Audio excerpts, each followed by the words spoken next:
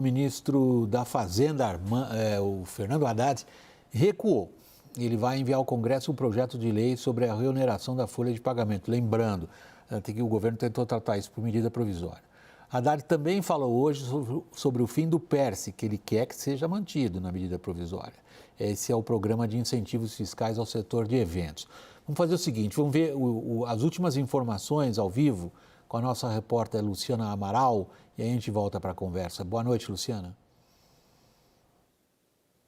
Tudo bem, William? Boa noite a ti, a todos que nos acompanham aqui no WW. O governo, então, realmente vai recuar. O ministro Fernando Haddad disse que o governo vai enviar um projeto de lei sobre a reoneração, mas ele ainda não deu data para isso, viu? Quem disse que agora é o tempo do governo foi o presidente do Senado, Rodrigo Pacheco, que se encontrou com o Fernando Haddad nesta quarta-feira. Pacheco disse que a construção política já está feita. Ele falou que, como os efeitos atuais da MP, só valem a partir de abril, que isso deu um alívio para o diálogo, para as negociações acontecerem. Quanto ao PERSE, Pacheco disse que eles ainda estão discutindo mesmo como que vai continuar a tramitar, se por meio de uma MP ou por meio de um projeto de lei. E aí, o ministro Fernando Haddad também conversou com o presidente da Câmara, Arthur Lira, sobre o PERSE e ele disse que ele pediu mais tempo. Isso porque o Haddad disse que tem irregularidades e controvérsias em relação aos números do programa. Um pente fino já está sendo feito pela Receita Federal. O Haddad já tinha até dito que ele quer apresentar todos esses números, esses dados aos parlamentares na tentativa de convencê-los a acabar ou diminuir o programa. Ele disse que o PERSE é algo que o orçamento não sustenta, mas que a ansiedade dos parlamentares é natural. O Haddad quer que os dados sejam apresentados antes do final de março. E olha, só uma curiosidade também para finalizar, que amanhã o presidente Lula vai receber no Palácio da Alvorada à noite o presidente Arthur Lira e líderes partidários da Câmara dos Deputados para tratar das pautas prioritárias do governo, entre elas as pautas econômicas. Questionado sobre essa reunião, o Haddad disse que não sabia da existência dela. Volto contigo, William. Realmente, Luciana. Muito obrigado, querida Luciana. Boa noite para você aí em Brasília. Você sabia da reunião, Daniel? Eu não sabia, William. Estou com o Fernando Haddad. Eu vou assumir aqui a minha desinformação.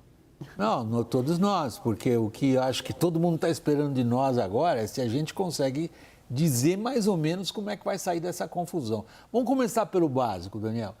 Está claro com qual instrumento o governo vai conseguir o quê no Legislativo? Não, tá claro o seguinte, já estava desenhada essa solução de assumir uma derrota política que foi com o dedo de Fernando Haddad ali e recuar da ideia de fazer a reoneração por uma medida provisória e mandar um projeto de lei que vai custar muito caro, vai ser de muito difícil negociação com o Congresso, porque o Congresso está decidido a manter a desoneração. Então, o que a Fazenda está acenando ali é fazer uma regra mais lenta de reoneração, esticando ao longo do tempo, já tem gente falando de 2029, então vai por aí, vai ser alguma coisa muito lenta, muito gradual. Acho que tem um fato novo ali que a gente precisa reconhecer, que é o resultado das contas fiscais, o superávit que houve graças a uma boa arrecadação em janeiro. E boa parte desse resultado surpreendente se deve, inclusive, à taxação dos fundos, que foi aprovada no ano passado. O resultado veio muito bom.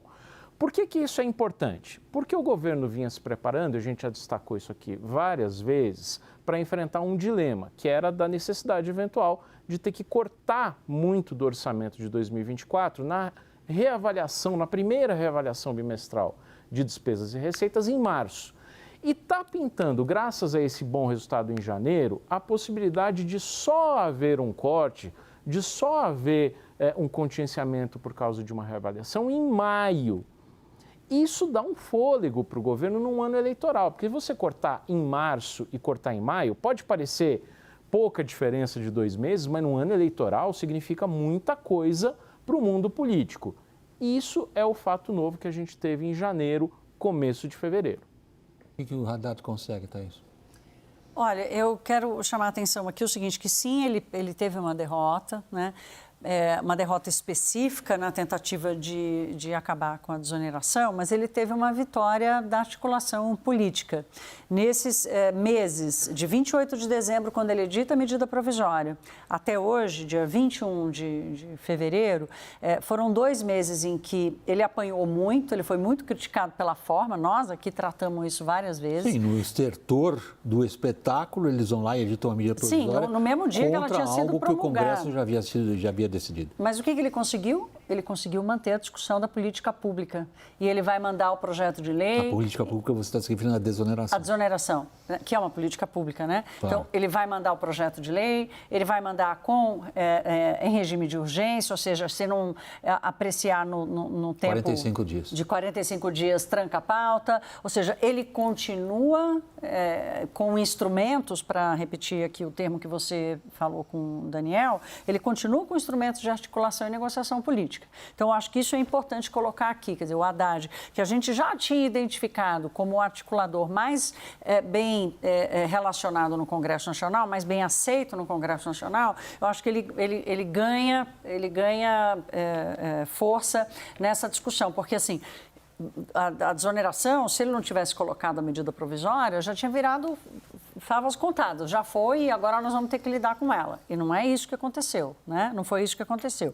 Então, esse é um ponto que eu queria chamar a atenção. E o segundo ponto, que tem a ver com o setor de eventos, que é a tentativa, o Ministério da Fazenda não quer abrir mão, isso me disseram fontes, gente que está no entorno do Haddad, não vão abrir mão do fim do PERSE, né? Porque já entenderam que ele não faz mais diferença. Eu conversei com empresários do setor de eventos que me disseram, olha, nós já dissemos ao ministro, muda e diz o seguinte, ó, benefício só ganha quem comprovar prejuízo e o benefício vai ser do tamanho do prejuízo. Porque daí você não separa só quem estava fazendo fraude ou não, você junta... Bem, mas aí tem uma queda de braço forte com a Câmara. Tem uma queda de braço forte com a Câmara, mas no final, William, que eu sei que a gente já está acabando, eu acho importante dizer o seguinte, o Haddad, ele está conseguindo, cada esticada de tempo que ele tem em manter a MP, em mandar o projeto de lei, ele se mantém na liderança da articulação política e ele mantém a discussão sobre a manutenção ou não da política pública. Ele passa o que ele quer em relação ao setor de eventos na Câmara, Daniel? Muito provavelmente não. Minha aposta, ouvindo o pessoal da Câmara, é que existe uma disposição da Câmara, sim, de discutir, ao contrário ali do MP da reoneração, que ninguém queria saber, dá para discutir o PERSE, dá para votar o PERSE, mas muito provavelmente com o meio do caminho. Não é o que a equipe econômica quer, não é o que o setor de eventos, o setor de turismo e os muitos deputados querem. Está pintando aí um meio do caminho com concessões de lado a lado, como de resto muitas matérias da área econômica. Daniel Riedner, muito obrigado, Daniel. Boa noite para você em Brasília. Thaís, querida, obrigado a você. Boa noite aqui em São Paulo.